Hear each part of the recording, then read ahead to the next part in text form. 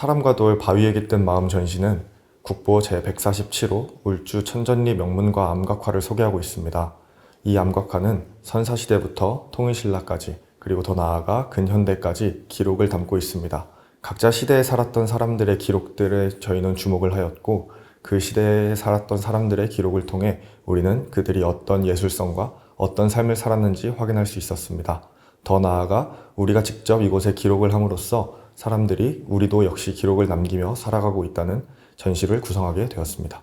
네, 저희 사람과 돌 바위에 깃든 마음 전시는 암각화의 기록이 남겨져 있는 전시를 소개하는 만큼 애완돌이 전시에 대해 편하게 이야기를 전달해주는 방식으로 기획되었습니다. 그래서 암각화의 첫 시작으로 보고 있는 신석기 시대에 대해서 설명을 먼저 해드리자면, 신석기 시대 때는 돌을 이용하여서 벽에 쪼아서 기록을 하는 점쪼기 기법을 사용해서 기록이 되었습니다.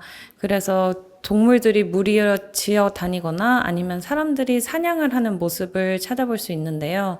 이때 특징적으로 찾아볼 수 있는 것은 동물들의 경우 뿔이 특징적으로 크게 표시가 되어 있습니다. 이거는 전 세계적으로 선사시대 때 나타나는 특징인데, 동물의 뿔에 하나의 신앙이 있다고 믿어서 뿔 신앙을 집어넣은 특징을 가지고 있습니다.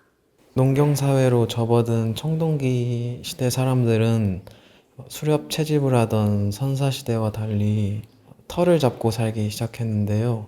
이제 청동기 시대에 또 다른 중요한 유적을 보면 고인돌 유적들이 있습니다.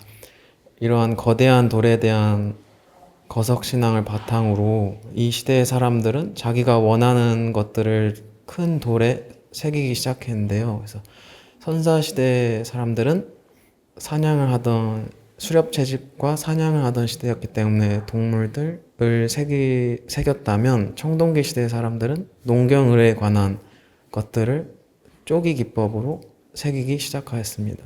그래서 이 시대의 독창적인 표현 양식 중에 하나는 동심원 무늬와 나선문 양식이 있는데요. 이러한 기하학적인 기하문 형식을 통해 예술적인 풍경을 만들어냈습니다. 삼국 통일신라시대 울주 천전리 명문과 암각화는 그 이름에 걸맞게 명문으로 새겨졌습니다. 특히 신라시대에 새겨진 명문인 원명과 추명을 통해 그 모습을 잘 볼 수 있습니다. 명문인 원명은 당시 신라, 고구려, 백제의 협력관계를 바탕으로 갈문왕이 울주 천전리 계곡을 유람하였다는 것을 확인할 수 있습니다. 또한 명문인 추명은 갈문왕이 죽고 난 사후 왕비가 갈문왕을 그리워하는 마음에서 방문했다는 의도가 나타나 있습니다. 이 갈문왕이 군림한 시기를 바탕으로 울주 천전리 각석에 방문하는 사람들이 늘어나게 되면서 당시 시대의 신분제도인 육부제도나 아니면 삼국사기나 삼국유사 등에 기록되지 않았던 내용들을 엿볼 수 있게 되었습니다.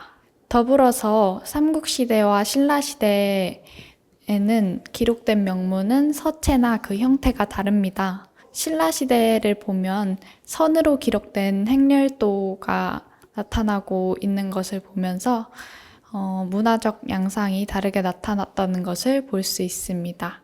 울주 천전리 명문과 암각화의 최근 사용 연대는 현대까지 내려옵니다. 여행객들의 낙서가 바로 그 이유입니다. 하지만 그것을 제외하더라도 최근의 연대는 근현대까지도 내려옵니다. 각자 사람들의 염원과 마음을 담은 소망들이 이곳에 적혀 있습니다. 우리도 역시 현재는 기록을 하면서 살아갑니다. 이전과는 다르게 돌에 그림을 새기거나 문양을 새기는 것이 아닌 조금 더 편안하게 펜과 종이로 어디서든 기록을 남기고 있습니다. 여러분들은 어떤 기록을 남기고 싶으신가요?